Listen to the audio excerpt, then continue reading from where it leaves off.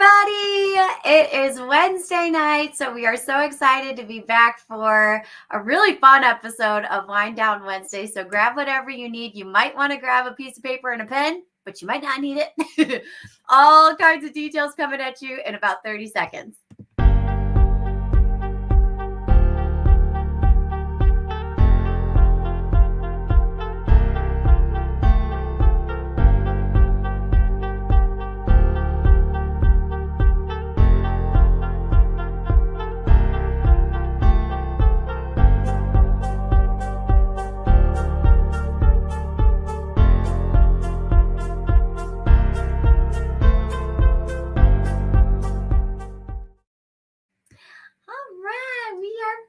I'm so excited. Maggie, how are you doing? I'm doing well, Carly. How are you? Good. I'm good. I'm like already at a point where I'm like, this Friday is September. I don't know. I mean, I feel like that's crazy because my birthday is August 1st, and I feel like that was just like 2 days ago. Yes, So right? for it to be almost September 1st is mind-blowing. Yes, I don't know how that happened and how we got here so quickly. I feel like August is one of those weird months, though. Like it can both last forever, but also go by really quickly. And I think it's just because of the hustle and bustle of back to school season for everybody. But whew, September. Yeah. We're right here. Yeah. Oh my goodness. So are you a pumpkin spice latte person? I am not, only because I don't drink coffee. So I'm not a coffee person. I'm more of like a Diet Coke to get my caffeine person if I need it. Yep. So I am not super into the pumpkin spice. See, I like pumpkin flavored things, but I don't like pumpkin flavored coffee. And so like I saw a whole bunch of folks talking about it online because it started back at a lot of the coffee shops, like, Yep. woo, we've got it back. And everyone's like, yeah. And I'm like, I just can't. Like, I'll have a pumpkin muffin. Like, that's great. I'll do that. Well, and I went to Walgreens today and all of their like Halloween candy is out. And I'm like, that's too much, guys. Too much. Yes, it's too much. Holy cow. Oh my gosh. And it's wild too, because I feel like this is like the week where I go in and I buy all the school supplies that are like clearanced out. I probably have missed it already. Like, because they're like, nope, it's time for Halloween. Let's go. I mean, their school supply at my Walgreens, their school supply section was cleared out and it was replaced with all candy. Oh, see, I might have waited too long this year. I might Which have is to go. crazy because school just started. Yes, like it just started, and some people aren't even back yet. Like they'll wait Right. until after Labor Day. Oh, this is wild. This is wild. All right, so folks, if you are joining us live, if you still see school supplies out and about, let us know in the comments because I feel like I waited a little too long. But can I show you what I got before we hop into our topic? Please. Because this is the coolest thing. I ordered a Lisa Frank folder, and it's like a vintage one. It said on the listing, it's like from one of those like Poshmark and Merck. I don't know how to say the other one. It starts with an M. That's incredible quality for a used folder. I was like, oh. So I bought it. Was like $5. I was like, I'm buying it. I need it. Did it come with a trapper keeper? It did not. It did not. But you know what? I started to look because I was like, now I'm curious. Now I've gone down this rabbit hole of like, what other things can I find? The Lisa Frank, like Trapper Keeper styles thing, they're like $80, $90. I'm like, what? I need to like go to the basement. Isn't that nuts? That's crazy. Oh, so wild. Well, I'm so excited to chat with you tonight about this topic, which is like just sharing some new books and some favorite books with multilingual and multicultural characters. So like, I feel like we could do this every week and we still probably can't cover all of our favorites. I mean, I have so many books piled next to me just in case this goes 4.5 hours. that I'm set. Yes. So I could do several sessions of this. I love it. I love it. Well, and I know our colleague Michelle, she has like a whole session. I know you have a really great session on wordless picture books that like it's a hot session. Everybody always signs up for that. Like it always gets a whole lot of buzz. And then Michelle, I know, is doing one, or maybe it's already passed on just like great books to start the year. So we love books at the IRC. I mean, it's a problem for me because I don't even have kids. And so I can't even share these with like anyone. So I'm always like bringing these books over to my nephew's houses and being, and saying like, hey, do you want to read a book with me? And they're not interested because they're too little for that. But I love them and I feel just better having them. Yes. Yes. I like having my own copy. Like I want to hold it in my hands and like give it a hug. Well, I love it. And sometimes like my public library doesn't have copies of these. And so in order to even see them, I need to buy them, which is how I justify it to myself. Yes. Same. All right. So do you want to kick us off? Maybe we'll go back and forth. Sure. And share just a few of our current favorites, or old favorites or new favorites, all of you. So this one isn't a brand new one, and this is probably going to be reversed or something, but it's Marisol McDonald, Does It Match? And it's a bilingual book in English and Spanish, but I love it because it's about a little girl named Marisol McDonald, and she's Peruvian and Scottish. And so she says like her hair and her freckles don't match. Like her clothes don't match. She likes peanut butter and jelly burritos, so that doesn't match. And so people always are saying like, well, why don't you just match?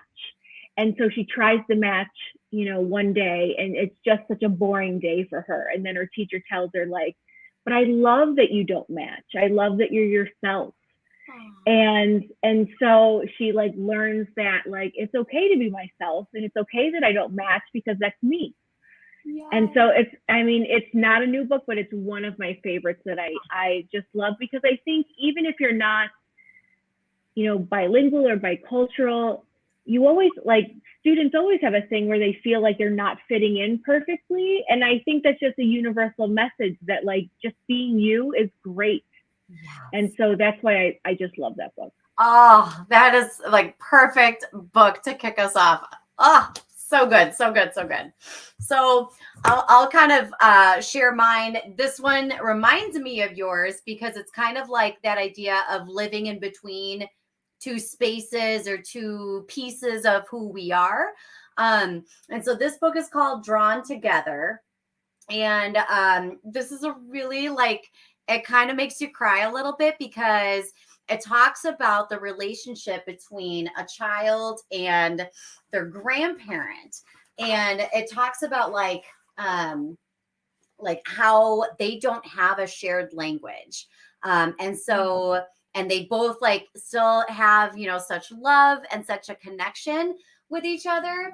And so they start to draw pictures back and forth as a way to strengthen their relationship.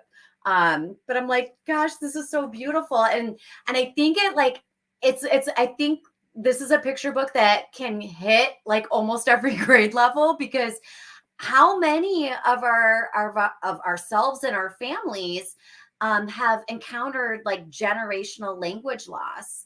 And so I think and I haven't seen too many books that address that. So I love it. I thought it was so cool. So it's called Drawn Together. Oh, that's a fantastic one. I'm going to have to add that to my list. Yes. Well, I'll piggyback off of that relationship between a child and their grandparents. And this one is called The Most Beautiful Thing. And this is a great book. It talks about a little girl, and her name is Kalia.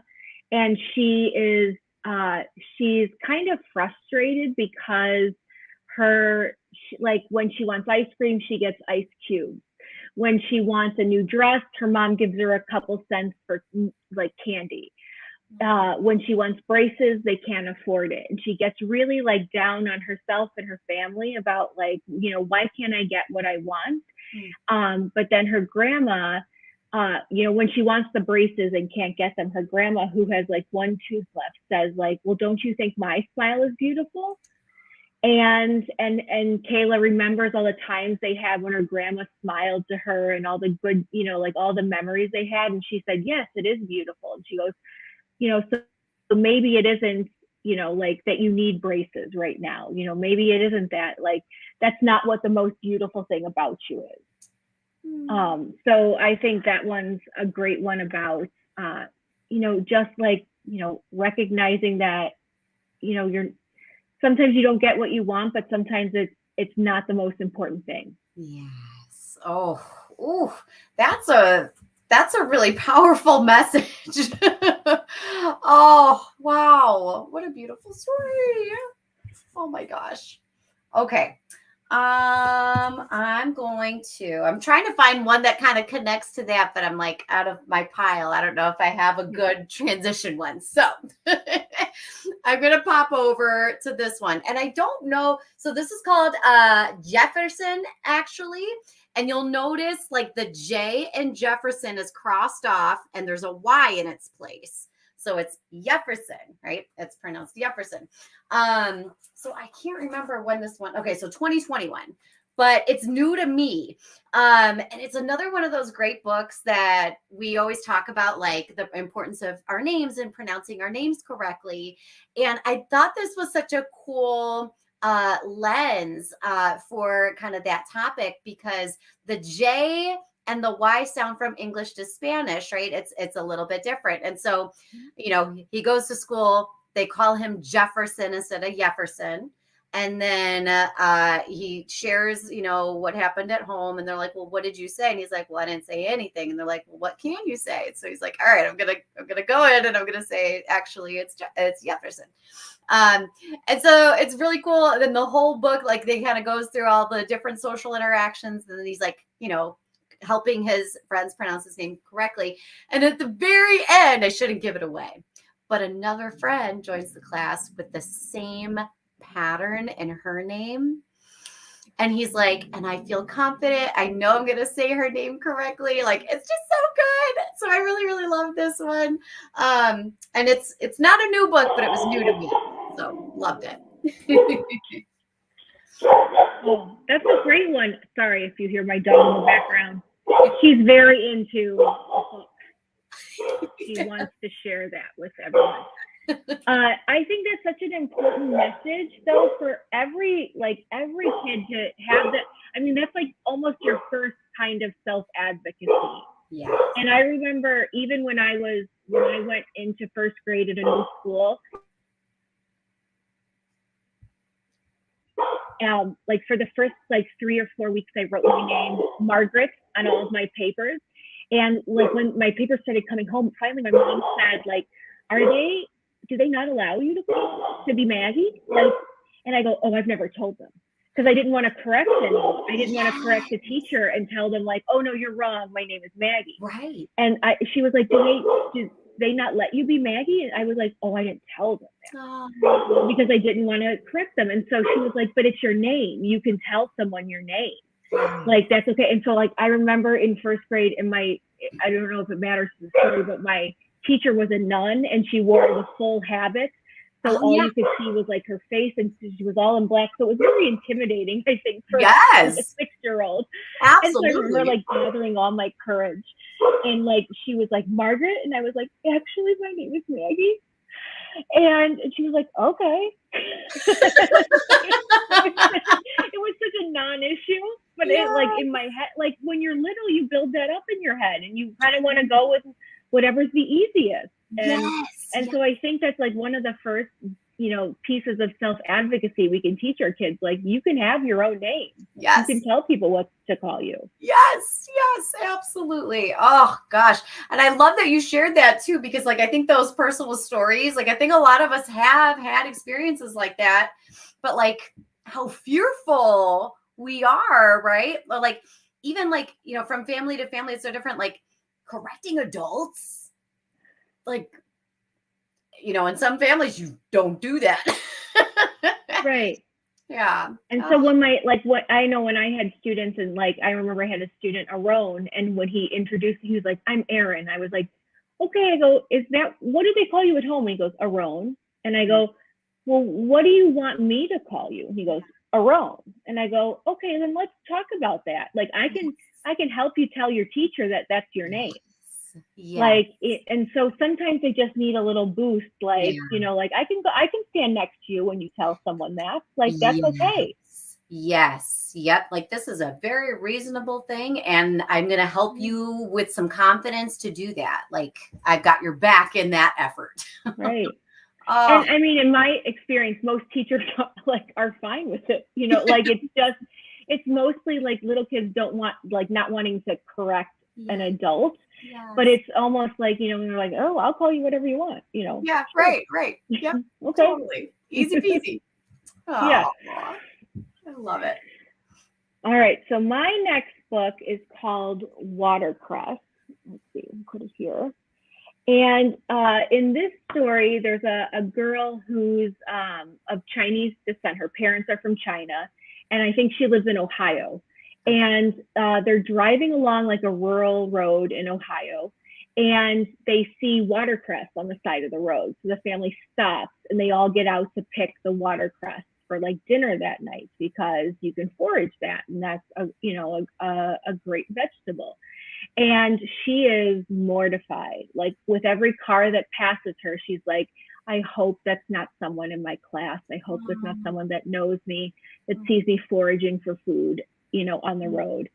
And she gets kind of like, she's not angry, but she's just, like disappointed in her family, and she's embarrassed.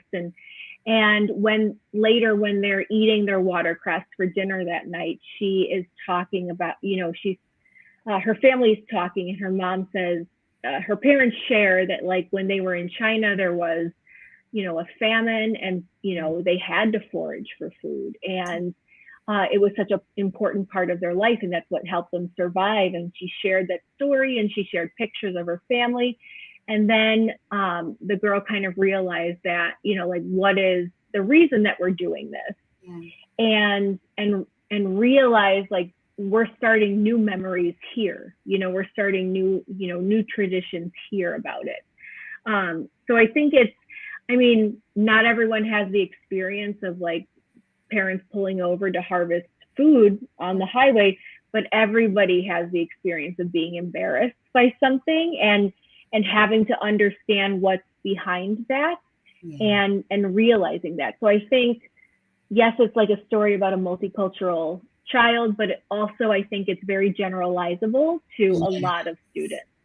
Absolutely. I think a lot of kids, a lot of adults will resonate with that message for sure. Oh, that's beautiful. And it's called Watercress is the title? Watercress. Okay. Yeah. Okay. Oh, I love that. Love that. Okay. This next book, this one was new to me this year, and it's called Wishes. And like, can we just talk about the illustration? Like just on the cover. Oh my gosh, this is beautiful. But the inside jacket reads, and it's like, ooh, if you had to leave everything behind and travel by boat across rocky waters to find safe harbor, what would you wish for? And so the whole book is talking about kind of leaving behind a place and space that has been your home for your whole life, and then having to take a journey and start somewhere new. So, again, this is like a picture book, and like I always say, like picture books are for every age. But just the themes that are brought forward in this text, it's just so moving and so powerful and like raw and emotional. It's just a gorgeous book.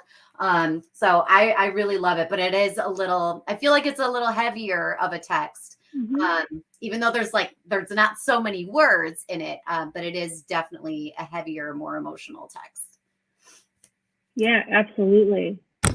And I think you could probably go a lot of directions with it. You could probably go a little more surface level for younger students and a little, deeper for older students. Yes. Which is my favorite kind of book. Yes, right. That's the best. That's the best. It works for everybody. All right, so I'm going to move into more of a middle grade book because I feel like we pay a lot of attention to picture books, but there's some great middle grades and young adult books. So this one is called Lupe Wong Won't Dance, and it's about a Chinese Mexican girl. And at the beginning of the story, if she gets straight A's, she gets to meet her idol, which is a professional pitcher, who is also Chinese and Mexican. So it's someone who she identifies with. So she is just dying to meet this baseball pitcher, another female baseball pitcher, I should say. And so, I mean, she really identifies with her. And then, so she's on track to get the straight A's, but then she gets into PE and they're doing square dancing. And she doesn't want to square dance. And she's very uncomfortable with it. And she doesn't want to do it. And this really threatens her, this is the one threat to her getting straight A's and getting to meet her idol. So the book goes with her kind of, going through her identity and what she's comfortable with and really coming to terms with all of that. So I think this is a great book again, another book about a multicultural student, but an identity that I think most, young or preteens have, teenagers have about, not fitting in and having to, kind of negotiate that and all that uncomfortableness. Yes. I think that really resonates with a lot of people. Oh, that sounds awesome. I'm adding that one to my cart tonight. That does sound really good, but you're right. It hits on so many different layers of recognizing all the different spaces of who we are and where do I fit in with all of that. Yeah, absolutely. Beautiful. Okay. So this next one is a picture book, but I'm going to tell you, I feel like this picture book is written for middle school and high school audiences. Okay. And this one is Separate is Never Equal. So I am a huge fangirl of all things Duncan Tonatiu, always and forever. He's an amazing author. He's an amazing illustrator, but I think his work is just so cool and his style of illustrations is so cool. And every time he writes it was in my pile too. I love it. It's just so good. Every time he writes a new book, I'm floored. And he always he'll load it up. So not only does he tell the story, but he'll include more information. And so this one is a historical text. So if you're a middle school teacher, if you're a secondary teacher, this is this is your guy. You need to write his name down and just buy all of his books right now. Thank us later. But this is the story of Sylvia Mendez and her family's fight for desegregation in schools. And so again, it's, true story, all of these things, but I do want to share what the author's note kind of looks like. So at the end of the book, he will share more information to give some context, give some additional context. So sometimes he'll include pictures, sometimes he'll include more details about the person's life. He also includes a glossary, a bibliography, a little mini index. So he just loads up all of his text. But for this particular story about Sylvia Mendez and her life, like I think there's so many great like chapter book pairings that would go with this. And I'm trying to remember, I can't remember the name of it, but I'll link it. And we didn't even tell them about the document. Ooh. I'll let you share about it because it was your creation. Is really, really cool. But this would be such a cool companion text to any time, if you are studying this issue, or if you're studying this period of time, this would be a really cool text. And then to discuss too, like, what do we still see today? Like, are there still, problems in our communities or in our areas that we, should be aware of? It could just lead to so much good dialogue. So forever a fangirl of Duncan Donatu, forever. I mean, it's so great. And like, think about like what a great conceptual preview that is for older students. Like, let's open it up. It's a little less stakes. It's more accessible to people. Let's talk about the concept before we dive into more complex texts or more complex, resources. I just think it's fantastic. Yes. So good. So good. All right, let's see. What do I have? I mean, I kind of want to call an audible and go with a different one, only because it's similar to what you said. It's not by the same author. It's by Rob Sanders, but it's called Peaceful Fights for Equal Rights. Ooh. And it's very simple, and maybe I'll open up a page to show you. But it is just different ways that you can fight for equal rights.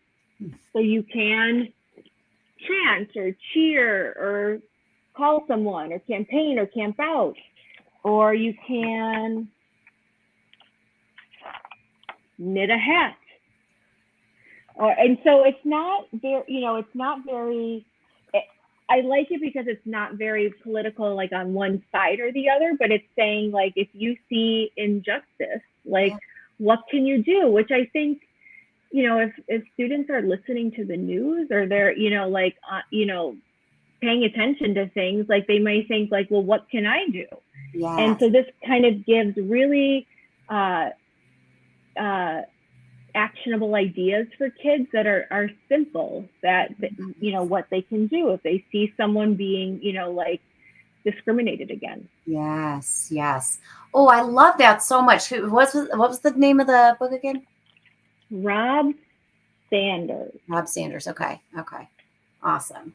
Oh, I like that because it's not just about, like making a sign and protesting, right? Like that's maybe one example that they see over and over again, but there's all these different ways to use our voices and express our ideas and show our support and for a multitude of causes and beliefs and things like that. I love it. Right. That's amazing.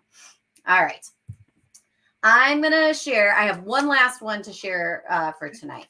And this one is for grown-ups, for educators.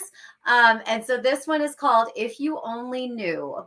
And then the subtitle is Letters from an Immigrant Teacher. And this was written by Emily Francis, who is just the best and like the coolest. But oh my goodness. So the way that this story or the way that this text is laid out is it's really, really cool because she is sharing her own experiences, but she's like interweaving these letters to students that she has served.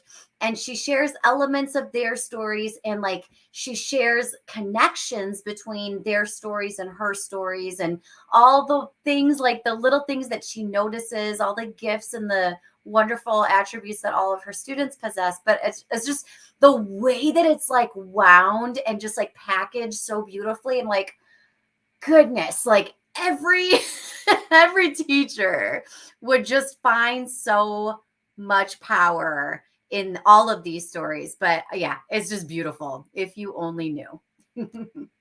Yeah, that's a great one. I know, like I've seen so many people talk about it like on Twitter or things like that. Like it's I know it, like a lot of people have really resonated with that book. Yes. Oh, so good. So before, I know we're kind of close to time being up, but before we go, scrolling underneath is a URL to the list of all the books that Carly and I talked about tonight. And so if you want to check this, plus more that we didn't even have time to talk about, check out that URL. Or if you're having trouble grabbing it, just always send me or Carly an email and we can definitely get you that list. But we wanted you to have more than enough things, because I think one of the best parts of like starting the school year is like refreshing your classroom library and like getting some new stuff for students to look at. So I think, that at least for me, that was always my favorite part. Yes, it's the best. It's absolutely the best. Oh, I love it. And I love, and really appreciate the way, Maggie, that you laid out this document that we're sharing, because it's got like all these different recommendations, but it's color coded, which I'm like, genius. When I was in the classroom, I always had like this set of 20 different dry erase markers, 20 different color dry erase markers, so that I could color code all the things I wrote on the board and all my notes and my agenda and stuff. So color coding is kind of a passion for me. Yes, I love it. You know me, I love colors. Yeah. Awesome. All right, do you want to share one last text with us? Sure, I will do a young adult novel because we haven't done one yet. This is Firekeeper's Daughter. Okay. And honestly, I'm still going through it. Like I'm still in the middle of it, but I love it so far. And what it is it's a story about a Native American girl, an Ojibwe girl. And she is she just couldn't find her way in high school, like couldn't find a place to fit in. But she's like thinking like, when I go to college, I'm going to fit in. But then her mom gets sick, so she has to stay home and take care of her mom. But she finds a boy she likes, but the boy is like hiding something. And so it's kind of a mystery. It is a mystery. And then when she becomes kind of like wrapped up in something. And she becomes like an informant for the FBI because she knows a lot about like the community, but also about Ojibwe traditional medicine. And I haven't gotten to the part, but the part in the book says like, as the deaths keep piling up and as like the mystery keeps deepening, she finds herself trying to get out of it. So I'm super excited to finish it. Oh, that sounds like a page turner. Yes. And you know what? The thing is, it's been on my to be read list. Like it's been on my shelf for a long time. And I just started it this summer. And I'm like, oh man, yes, I can't believe I waited this long for this one. Oh, I love when that happens. I love those books. I know, but I know what you mean about the to be read pile. And then I'm like, I'm not going to order any more books until I get through. No, I always order. Yeah, says me who ordered a book today. Yes, I know. Oh my goodness. Well, Maggie, thank you so much for hanging out with me tonight and talking about books. Like, this is the best. But everyone who is either tuning in live with us or catching the replay, you can check out that URL, that bit.ly link. And you can access all of the books we've talked about tonight and so much more. So thank you so much, everybody. And we hope you all have a wonderful rest of your week. And we'll catch you next week for Wind Down Wednesday. Night, everyone.